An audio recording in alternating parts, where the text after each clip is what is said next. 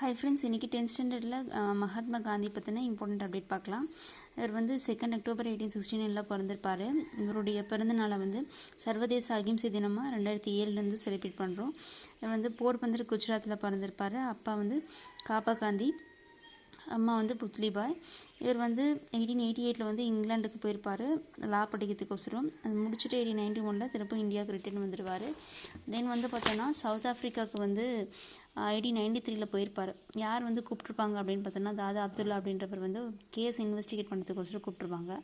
So அங்கே பார்த்தோன்னா அவருக்கு வந்து டர்பன்லேருந்து பிரிட்டோரியா போயிட்டுருக்கும் போது பீட்டர் மாலிஸ்பர்க்ன்ற இடத்துல வந்து அவரை வந்து தள்ளி விட்டுருவாங்க.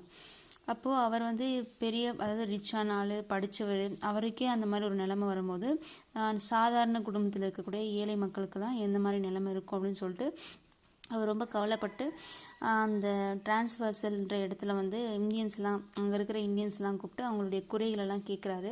அப்படி கேட்கும் போது தான் சொல்கிறாங்க, இங்கே இருக்கிற இந்தியன்ஸ்க்கு வந்து தலாவரியாக வந்து 3 பவுண்டு வந்து கொடுக்கணும் அப்படின்னு சொல்லிட்டு அவங்க வந்து சொந்தமாக லேண்ட் வச்சுக்கூடாது, இந்தியன்ஸு சொந்தமாக லேண்ட் வச்சுக்கக்கூடாது. அப்புறம் நைட்டு 9 மணிக்கு மேலே வெளியில் போகக்கூடாது, இது அவங்க பர்மிஷன் இல்லாமல் போகக்கூடாது அப்படின்ற மாதிரி 3 கண்டிஷன்ஸ் வந்து சொல்கிறாங்க. ஸோ இதை கேட்டு வந்து காந்தி ரொம்ப இதாகி அவங்களுக்கு வந்து எதனா ஒரு நியாயம் கிடைக்கணும்னு சொல்லிட்டு போராட ஆரம்பிக்கிறாரு. அப்போ தான் வந்து பார்த்தோன்னா அங்கே சவுத் ஆஃப்ரிக்காவில் இருக்கும்போது டால்ஸ்டாய் அண்ட் ஜான் ரஸ்கினுடைய ஒர்க்ஸ் வந்து இன்ட்ரடியூஸ் பண்ணுறாரு.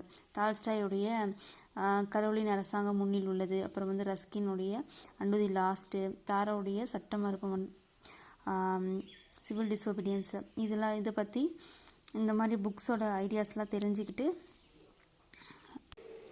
ஸோ அந்த மாதிரி மேற்கத்திய கருத்துக்களால் ஈர்க்கப்பட்டு ஃபீனிக்ஸ் குடியேற்றம் சொல்லிட்டு 1905லையும் டால்ஸ்டாய் பண்ணை 1910லையும் ஆரம்பித்தார்.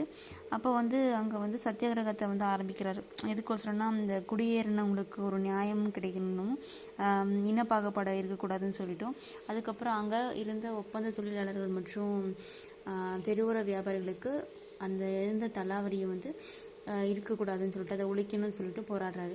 ஸோ அதுக்கோசரம் போராடுறதுனால அவரை கைது பண்ணிடுவாங்க. யாருன்னு ஸ்மட்ஸு கைது பண்ணிட்டு இருக்கும்போது ஒரு ஸ்மட்ஸு வந்து நம்மளை அரெஸ்ட் பண்ணவங்களா இருந்தாலும் பரவாயில்லன்னு சொல்லிட்டு அவர் வந்து அங்கே இருந்த டைமில் வந்து ஆக்கப்பூர்வமான பணி செய்யணும்னு சொல்லிட்டு அவருக்கு வந்து செப்பல்லாம் செஞ்சுருப்பார் யாருன்னா காந்தி. அந்த செப்பல் வந்து அவர் ரிலீஸ் ஆகும்போது கொடுத்துட்டு வரும்போது ஸ்மட்ஸ் வந்து அப்படியே அவர் கை கூசும், காலெலாம் நடுங்கும். சரி, அவர் அந்த சொல்லுவார், காந்தி இருந்தப்போ சொல்லுவார் ஸ்மட்ஸு, நான் வந்து அந்த செருப்பை வந்து என்னால் காலில் போட முடியல, அதை எடுத்துகிட்டு போய் உடனே பூஜை ரூமில் வச்சுக்கிட்டேன் அப்படின்னு சொல்லிட்டு சொல்லியிருப்பார். அவ்வளோ ஒரு கிரேட்டான மனுஷன் யாருன்னா காந்தி. Okay, thank you.